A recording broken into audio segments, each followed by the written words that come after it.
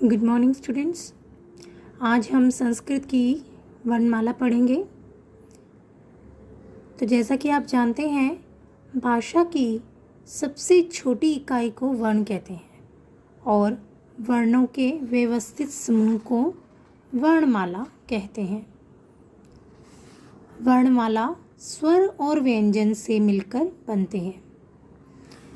हिंदी में 11 स्वर होते हैं, लेकिन संस्कृत में 13 स्वर होते हैं। संस्कृत में ऋषभ स्वर में ऋ और दीर्घ में दीर्घ ऋ अलग से होते हैं। बाकी 11 स्वर वही होते हैं। व्यंजन हिंदी में भी 33 होते हैं और संस्कृत में भी 33 ही होते हैं। व्यंजनों को हम वर्गों के अनुसार विभाजित कर लेते हैं। क वर्ग, च वर्ग, ट वर्ग, त वर्ग, प वर्ग, अंतस्थ, ऊष्म। वर्णमाला के बारे में आप कक्षा 1 से ही पढ़ते आ रहे हैं। क वर्ग से प वर्ग तक के वर्णों को स्पर्श वर्ण कहते हैं, क्योंकि ये मुख में कहीं ना कहीं स्पर्श करके निकलते हैं। इनकी ध्वनियाँ मुख से स्पर्श करके निकलती है, इसलिए इन्हें स्पर्श वर्ण कहा जाता है। बच्चों, स्वरों का उच्चारण स्वतंत्र रूप से होता है, लेकिन व्यंजन का उच्चारण करने के लिए हमें स्वरों की सहायता लेनी पड़ती है। और जिस व्यंजन में स्वर न मिला हो, उसके नीचे हम इस प्रकार से हलंत लगाकर दिखाते हैं। इसका मतलब होता है कि यह वर्ण आधा है। स्वर मिलाकर ही उसको पूरा किया जाता है। जब व्यंजन में स्वर जुड़ जाते हैं तो हल चिन्ह का लोप हो जाता है।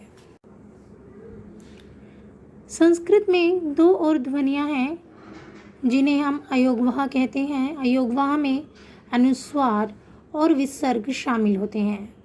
अनुस्वार आपको पता है बिंदु रूप में प्रयोग किया जाता है और विसर्ग जिसकी ध्वनि ह होती है। छात्रः, वृक्षः, बालकः इत्यादि। इन दोनों ध्वनियों का स्वतंत्र प्रयोग नहीं किया जाता। देखिए, ये व्यंजनों के दूसरे व्यंजनों के साथ लगकर ही आते हैं। इनका कहीं भी स्वतंत्र प्रयोग नहीं होता। अनुस्वार की ध्वनि नासिका से उसका उच्चारण किया जाता है और विसर्ग का उच्चारण कंठ से किया जाता है। जैसे आप देखिए, हमने कहा संयोग, संस्कृति, संस्कृतम। तो इसमें जो न की साउंड आप सुनाई दे रही है आपको, उसका उच्चारण नासिका ध्वनि है और विसर्ग का उच्चारण ह है। छात्रः, वृक्षः, बालकः। तो आपने देखा कि विसर्ग का उच्चारण कंठ से किया जाता है। ऋ स्वर का प्रयोग सिर्फ वैदिक संस्कृत में ही किया जाता है, सामान्य संस्कृत में नहीं किया जाता। अब है अंतस्थ और ऊष्म। जिन वर्णों का उच्चारण करते समय वायु को थोड़ा सा रोककर कम शक्ति के साथ बाहर निकाला जाता है, उन्हें अंतस्थ वर्ण कहते हैं।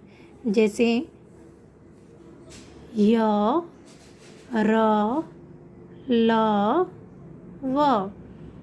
इन वर्णों का उच्चारण करते समय वायु को मुख में थोड़ा सा रोका जाता है और इनको कम शक्ति के साथ बाहर निकाला जाता है, इसलिए ये वर्ण अंतस्थ वर्ण कहलाते हैं। परंतु ऊष्म वर्णों का उच्चारण करते समय वायु घर्षण के साथ ये मुख से बाहर निकलती हैं। ये जो वर्ण हैं मुख में घर्षण करके निकलते हैं, ऊष्मा पैदा करते हैं, इसलिए इन्हें ऊष्म वर्ण कहते हैं। बच्चों, अब ये नीचे मात्रा ज्ञान के बारे में दिया गया है। सभी व्यंजनों में हलंत लगे होते हैं, किंतु जब उन व्यंजनों में स्वर मिला दिया जाता है तो हलंत का लोप हो जाता है। यह आप पढ़ेंगे। फिर है संयुक्त वर्ण और संयुक्त व्यंजन। जैसा कि आप जानते हैं, हिंदी में भी पढ़ा है आपने, 4 संयुक्त वर्ण हैं, क्ष, त्र, ज्ञ और श्र। संयुक्त व्यंजन 2 व्यंजन मिलकर बने, एक आधा एक पूरा, वो संयुक्त व्यंजन कहलाता है। ये देखिए, ये आप पढ़ेंगे। चलिए अभ्यास की ओर चलते हैं।